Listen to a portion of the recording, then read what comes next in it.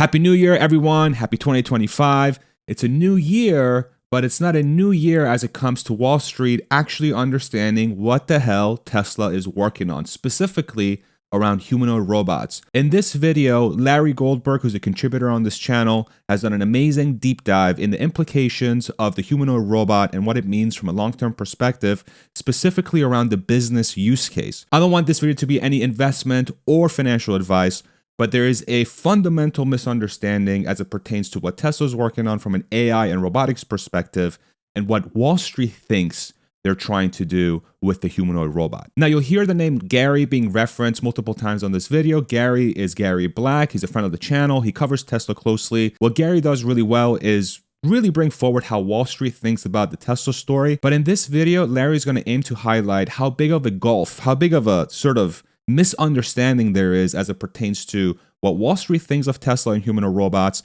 and what Tesla is actually doing. So without further ado, I'm going to go ahead and give it over to Larry. The truth is that the market for Optimus is an entirely different market from industrial robots, although it is true that Optimus will replace a large number of industrial robots. Why? Industrial robots are generally fixed robots that are programmed for a specific job, and it is a very expensive process to take a robot from one job and to retrain it or reprogram it for another job. And so typically robots are placed in industrial environments where they do the same job consistently again and again, many, many thousands of times a year, maybe tens of thousands of times a year. And they are dialed in by complex programming and very comprehensive programming.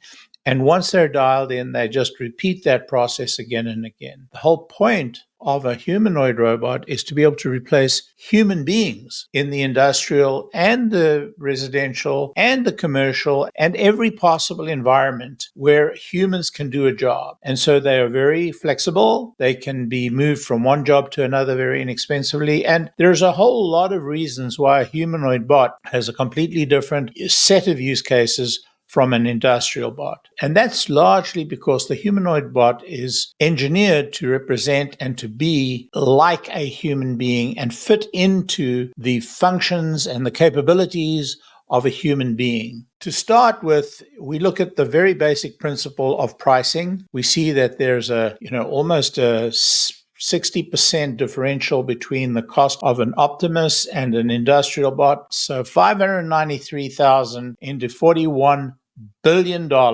gives you approximately, give or take, $70,000 per bot. And Gary's using the price of $25,000 per bot, which is a target price. Actually, he used $20,000, but $25,000 is the Tesla stated target price for Optimus. I don't have to be a genius to understand that if you can sell a bot at $25,000, let alone the $20,000 that Gary's talking about, compared to bots that sell for $70,000, that expands the market significantly. That alone tells us that there's a very, very significant market for Optimus that could never be provided for by an industrial bot. Secondly, we understand that programming an industrial bot is a lengthy and complex process, and that has to take a significant amount of investment over and above what is spent on the industrial bot, whereas Optimus is supposed to be able to observe and react in a human-like fashion based upon its intelligent software. Step one is to look at what the marketplace is. Gary told us that he thinks that Optimus can expand the market from the 500,000 he started from, even though he was kind of a bit off in his assessment, and step that market up to 1 million. And then he assigns a value of about $20,000 per bot. He says 500,000 bots at $20,000 comes to, the low number of $10 billion. It's not going to move the needle, as he says, and will only assign $1 or so per share. But let's look further and deeper as we understand the market for bots. So let's just look at the number of bots sold over time globally, industrial bots again. We do see that there's a very significant growth in many markets for the bot, and I'm going to come back to this issue, and that's why I'm actually showing you the slide. we see that Korea, which is the leading country in terms of robot density, has a little bit more than 1,000 robot density per 10,000 workers, and that's up from 700 robot density for 10,000 workers, which is a 43% increase in a matter of 6 years, or 5 years, actually, 2017 to 2023. And they're the leading company in robot implementations globally. Singapore follows them a little bit behind, not that far behind, with a density of 658 robots per 10,000 workers, compared today with 770 up from 2017. What's very interesting, and really it's going to inform the conversation as we move on, is that China in 2017 had 97 bots implemented per 10,000 workers. Look what happened by 2023. They jumped to 470 bots per 10,000 workers. That's almost a four-fold increase in a matter of 5 years. That's a very important indicator. The indicator is China realizes that they have to implement robots. That's going to inform what we see a little bit later about China's attitude to the humanoid robot. And then it's interesting to note, by the way, that Germany and Northern Europe, Sweden and Denmark in particular, Slovenia and Switzerland have pretty high densities of robots per 10,000 workers. The United States kind of in the middle of the pack at number 10, 295 robot density per 10,000 workers. And you'll see that that's about 30% of what Korea has, and less than half of what Singapore has. And even China completely obliterates them by 30% higher than the United States. And the United States, in fact, is slipping from its 7th ranking back in 2017, is now down to 10th ranking. That's an important indicator if we aim to achieve the goal of this incoming administration to reshore our industrial base. We will have to learn to improve our situation as far as bots are concerned. So those are industrial bots, and this slide is nothing but a representation of the previous slide, but graphically, and it shows you, the number of bots by each of these countries all the way across, and the average, which is really at the low point because these are the major industrial powers. So we won't belabor the slide because we've really explained it on the previous slide, but you get an idea of the dominance of Korea, Singapore, and even China, and the rate of growth of China we saw on the previous slide is it's startling actually. And I bet you by the time we get to 2025, we'll see a very significant uptick again. And I think China is going to become the leader of the pack. So now we're going to revisit this issue of industrial robots are just not the same as humanoid robots. So we're going to really deep dive into humanoid robots. And the reason is I want to disabuse Gary of the notion that, the number of robots sold in industrial use is going to equal roughly the number of humanoid robots to be sold. So let's look at what China is saying. They said that the Chinese Ministry of Industry and Information, MIIT, recently published detailed goals for the country's ambitions to mass produce humanoids by 2025. MIIT predicts humanoids are likely to become another disruptive technology, and this is my underlining, similar to computers or smartphones, that could transform the way we produce goods and the way humans live. That is an incredible statement, and it kind of reminds me of the iPhone moment. Do you all remember Steve Ballmer dissing Apple and dismissing Apple's iPhone and saying it was a very expensive toy that just lacked a keyboard and laughing at it? That is exactly what I think Gary Black is doing here. He's equating the iPhone to the flip phones of those years, and he's saying too expensive, and it's only going to sell a few, and it's going to be completely overwhelmed by the flip phones. In this case, Gary's not saying it's going to be overwhelmed. He's actually giving it equivalent amount of sales to the amount of industrial robots, but he's doing it at a price that's roughly 30%, less than 30% of what those industrial robots are being sold for. And he's assuming that the volumes are going to be really limited. We're going to look at volumes that the experts tell us that humanoid robots are going to sell for, and then you'll be able to make your own assumptions and make your own conclusions. Citigroup have got a forward-looking team called GPS, and what they're saying, we're entering an era in which AI robots and humanoids will be moving all around us. Our analysis suggests there will likely to be 1.3 billion AI robots by 2035 and 4 billion by 2050. So 1.3 billion is rather more than the 10,000 that Gary assumes we're going to manage to build. So it goes on what the potential market is at $25,000. Remember, Gary said we're going to sell 500,000 robots at $20,000 compared to the 500,000 robots that's being sold for $70,000. And I think I made the point, but it's worthwhile stressing that the $70,000 installation of an industrial robot is not even the half of the cost, because there's another tens of thousands, maybe as much as the cost of the bot itself, to program it and to actually get it functioning at volume. So at Musk's predictions price point for Tesla's Optimus is correct. A 36-week payback period is possible using the lowest US minimum wage of $7.25.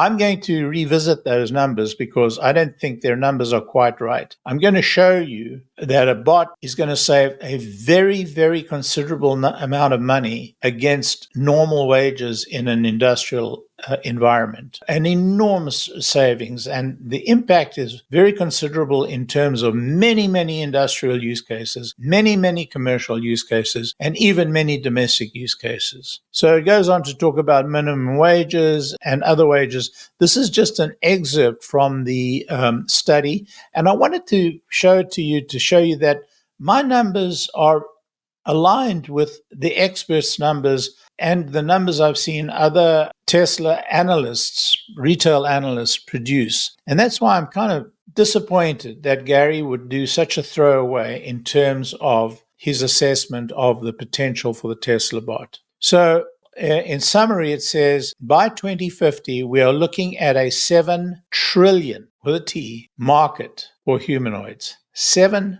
trillion by 2050. We've got a long way to go to 2050. That's 25 years. My assessment gets us to about 2.5 trillion to 3 trillion in 2030. It may not accord with theirs, but what I'm trying to show is whether it's 5 trillion or 50 trillion, it's a gigantic market.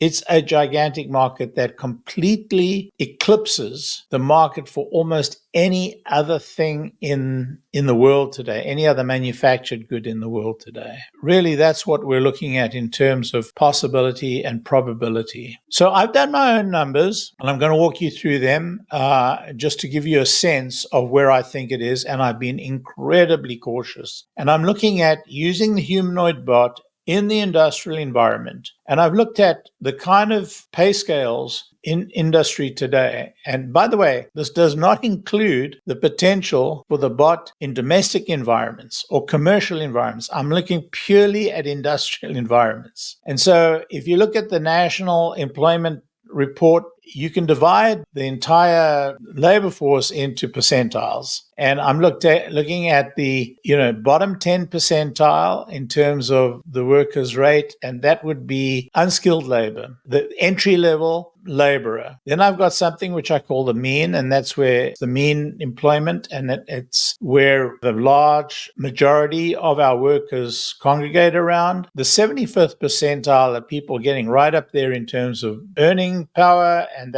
that implies higher levels of skill. And then finally, at the 90th percentile, we really have supervisory labor. It's debatable about whether a bot is going to be able to be that useful in that percentile. But certainly at the mean level, we think that's where the bot is going to be able to do very well, even if the bot has to enter entry level at the 10th percentile. Now, I've got the labor rate fully burdened as provided by the 2024 NELP, which is the official kind of standard statistical analysis for labor. And then I'm looking at the daily duty hours of a robot, and I've been very cautious. I don't want to put 24 hours or anything like it. I put 18 hours. I'm told that there will be more hours, but that's fine. Let's take a very conservative view. And we look at 328 duty days a year, allowing about 37 duty days for maintenance and downtime. So we have downtime of 6 hours a day, and we have downtime of about 37 days, about 10% of the year. So I think that that's a very conservative view of the potential of the bot. And so what we're replacing in terms of labor cost, if we multiply these numbers out, is at the 10th percentile, that's the very entry level, $115,000 of labor. At the mean, about $200,000 of labor. This is every year. At the 70th percentile, about $230,000 of labor. And at the 90th percentile, $312,000 of labor. So that's how we assess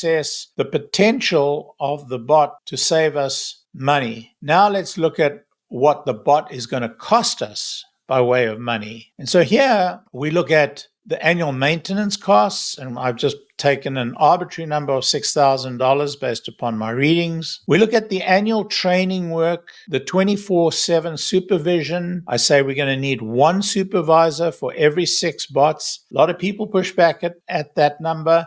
They say, oh, you'll be able to do a lot more bots than that per person. Whatever we can do better than that, that's gravy to these numbers.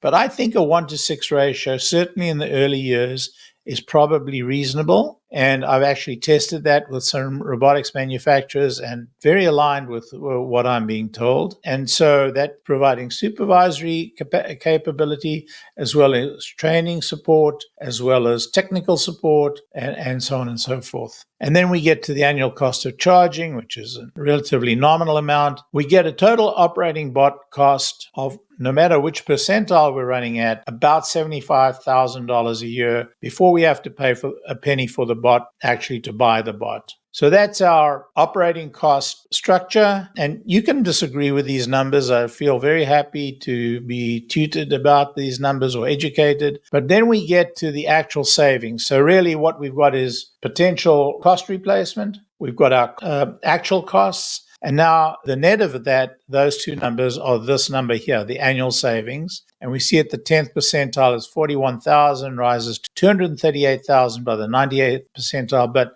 the mean, that's where we think is our sweet spot. We're saving $122,000 a year. And over 5 years, we're saving $613,000. Net present value of the $613 at a discount rate of 40%. That is a gigantic discount rate, but it's a risky venture. And so what I'm saying is that if we can show a good result at a 40% discount rate, we're golden. And indeed, we are golden. So if you take our mean savings, discounted back for 40%, it means that bot is worth $250,000. Every bot we buy and put into operation, if they're doing, sort of this mid-level job in an industrial environment, is going to earn us $250,000 net present value. That is not a bad return. Now, if we're going to pay for the bot up front, then you can deduct that from the net present value, and that's your profit. If we're going to pay some sort of rental agreement, whether it's $20,000 a year or $30,000 a year, you can just drop that off the annual savings, and the balance is your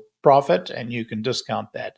That's your call, and it depends on, what Tesla's mode of selling is, and I'm sure there will be multiple different models for that. But what I'm saying here is that this is a massive profitable operation for the industry that can implement that bot, whether it's the auto industry or whether it's the aircraft manufacturing industry or whether it's whatever the industry happens to be. That is a huge number. And if we don't employ bots, and if we don't beat Korea and most of all China at implementing the bots, then we're going to fall behind in our manufacturing capacity. If we do employ the bots, boy, could we grow our industry so dramatically, it's incredible. So all of those numbers feed this chart, and the chart really speaks to the numbers that we've already dealt with and spoken about. And so we can see that this is the annual savings. This is the net result, the annual savings every year. This is the amount of money we save, and this is a scale. So $200,000 is right here. The annual saving here is,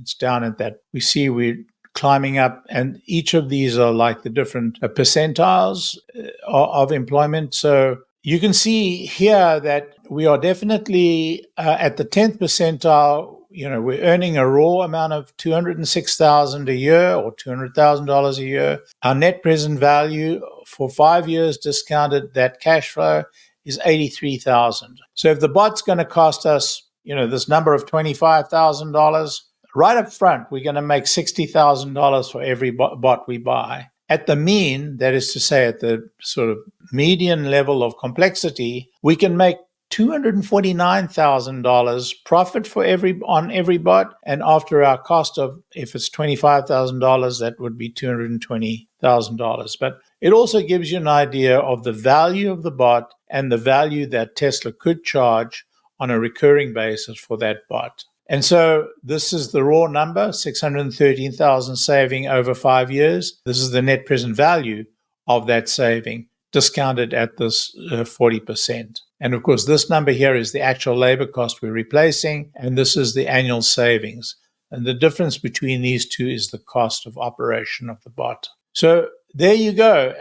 If we're at the mean level, the bot is worth $250,000. Now, I will tell you that currently my estimate is that the bill of materials of the average bot, Optimus, for example, is probably in the range of $250,000. And when they go into full production, they're going to reduce that over time to dramatically less than that. So what we're going to see is that at the outset, in the early years, it's going to be experimentation and the drive to reduce the cost of manufacturing of the bot and the cost of operation of the bot. I don't think we're going to see millions of bots in year one or anything like it. I think we're going to see bots go out in their thousands and people begin to experiment with them as they move towards these numbers. But by the year 3 to 5, I think we're going to be seeing these numbers in real operations, and I think we're going to see the bot cost come down to well below this $249,000 to where it can be sold in the tens of thousands of dollars. So what we're looking at is a potential for a huge multi-trillion-dollar market. And in this multi-trillion-dollar market, there's going to be extremely heated competition between Tesla and the leading US manufacturers, but more than that, enormous competition against the Chinese. So it isn't going to be a slam dunk. It's going to have to be, Tesla's going to have to work their magic. They're going to have to perfect the bot, and they're going to have to perfect the large scale mass production of the bot. And that is going to be a key. But that it can be a multi-trillion-dollar business, I have no doubt. And that Tesla will prevail and win, I think they have a really strong shot. And so I have to say, Barry, you got to sharpen your pencil. I think in this regard, Warren is correct. Thank you.